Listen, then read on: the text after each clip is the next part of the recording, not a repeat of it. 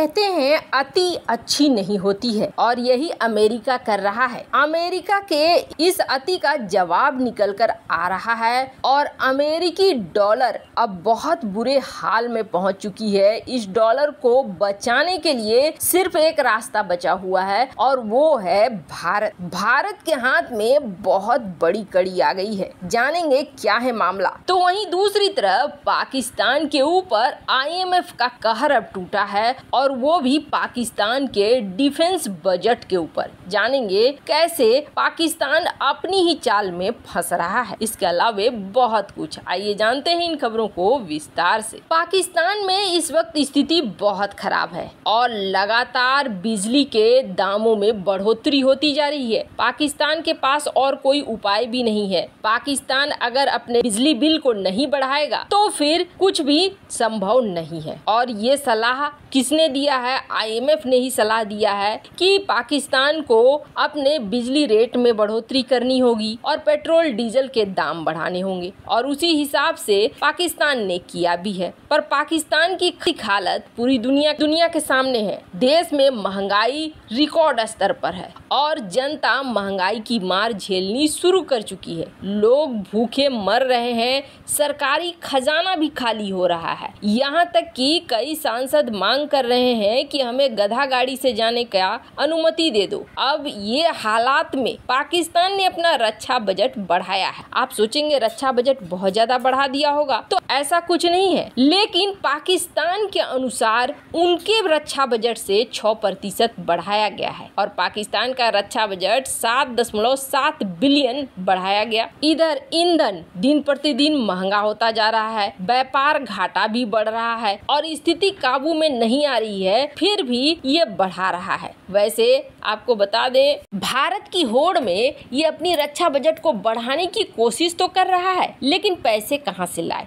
अब इसी पर IMF को गुस्सा आ गया है। IMF ये कह रहा है कि आप रक्षा बजट बढ़ा रहे हो, ऐसे में हम आपको लोन कैसे देंगे? आपको अगर हमसे लोन चाहिए तो आपको हमारी शर्तों को मानना होगा। IMF के ऊपर ये दोहरा कहर है जो टूट रहा है। वहाँ आम जनता खुद ही विद्रोह के मूड में है। जिस तरीके से अचानक से ईंधन के दाम बढ़ रहे हैं, उसे संभाल पाना पाकिस्तान सरकार के बस की बात नहीं दिख रही है। उल्टा पाकिस्तान ने ये कोशिश भी किया कि रूस के साथ समझौता कर ले और कच्चे तेल की खरीद कर ले, पर उस भी अब पूरी न हो सकी और रूस ने साफ कर दिया कि वो पाकिस्तान को न तो कच्चा तेल दे रहा है और न ही गैस दे रहा है और न कभी इस तरह का ऑफर किया था। पाकिस्तान की जब स्थिति ऐसी है तो वहीं दूसरी तरफ सबसे बड़ी मुसीबत अगर किसी पर टूट रही है तो वो मुसीबत है अमेरिकी डॉलर पर। कहते हैं अति बिल्कुल भी अच्छा नहीं होता है। अमेरिका ने हाल में जो किया है उससे दुनिया में एक सीख जरूर गई है कि अमेरिका के डॉलर के ऊपर निर्भरता को घटाओ। आज तक दुनिया में ज्यादा से ज्यादा व्यापार चलता था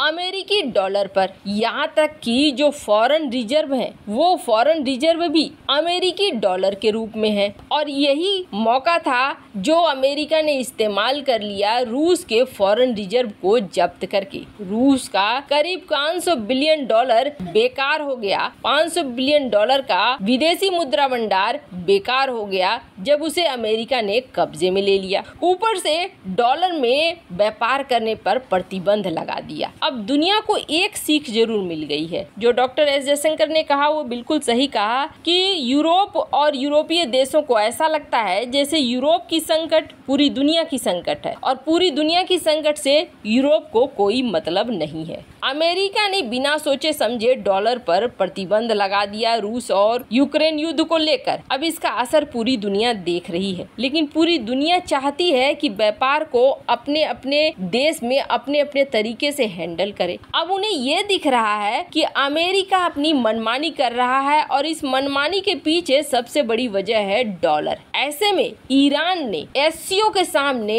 एक बड़ा प्रस्ताव रखा है और SCO के सामने जो प्रस्ताव रखा है उसे उम्मीद किया जा रहा है कि मान लिया जाएगा, क्योंकि ऐसा ही कुछ ब्राजील भी कर रहा है। दरअसल ईरान SCO के सामने ये प्रस्ताव रख रहा है कि हम लोग एक नई मुद्रा लाते हैं एक नई करेंसी लाते हैं और इस करेंसी के जरिए हम आपस में व्यापार करेंगे। अब ईरान के ऊपर तो प्रतिबंध लगा हुआ है, इसलिए ईरान शायद इस तरह की बात कर रहा है। पश्चिमी देशों की तरफ से, यूरोपीय देशों की तरफ से प्रतिबंध लगे हुए हैं। अमेरिकी डॉलर में ज्यादा व्यापार होता है, इसलिए ईरान उसके अलावे एक ऑप्शन ढूंढ रहा है। पर यहाँ पर सिर्फ ईरान की बात नहीं है, अब ब्राजील भी कुछ ऐसा ही चाहता है। ब्राजील ने भी अपने देश में यही वादा करना शुरू कर दिया है। ब्राजील के अगले राष्ट्रपति चुनाव में उम्मीदवार बनकर आए हैं लूला दा सिल्वा। इन्होंने कहा है कि अगर वो सत्ता पे आए तो लैटिन अमेरिकी देशों के लिए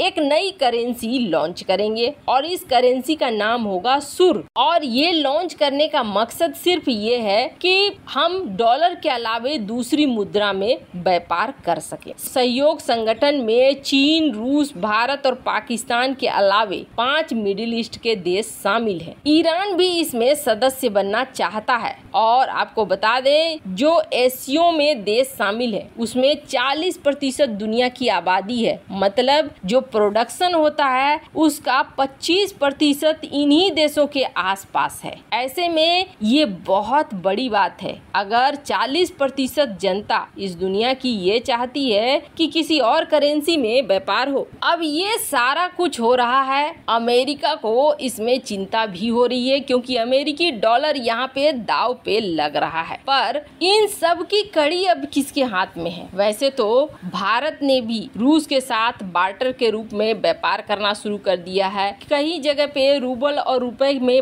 व्यापार हो रहा है, तो कई जगह पे बार्टर सिस्टम के तहत भारत रूस को सामान दे रहा है और रूस सामान दे रहा है भारत को, यानी सामान के बदले सामान चल रहा है। वहीं रूस और चीन के बीच भी आपसी मुद्रा में कारोबार बीते 3 महीनों में बढ़ा है। अमेरिकी वेबसाइट ब्लूमबर्ग के अनुसार 3 महीनों में इन दोनों देशों के बीच $4 बिलियन का भुगतान रूबल और युआन में हुआ है। अब एशियो संगठन में ये बात उठने का मतलब है कि अमेरिकी डॉलर की मौत। और ये सब में अगर भारत ने हामी भर दी तो आप समझ लीजिए कि ईरान की मंशा पूरी तरीके से पूरी हो जाएगी। अमेरिका ने धीरे धीरे अपनी कब्र खुद ही खोदना शुरू कर दिया है। वैसे आपको क्या लगता है, क्या भारत को इस स्थिति का फायदा उठाना चाहिए, दूसरे करेंसी के रूप में रुपए को प्रमोट करना चाहिए? वैसे इस मामले में आपकी क्या राय है? कमेंट कर जरूर बताएं। जल्द मिलते हैं अगले वीडियो में नई खबर के साथ।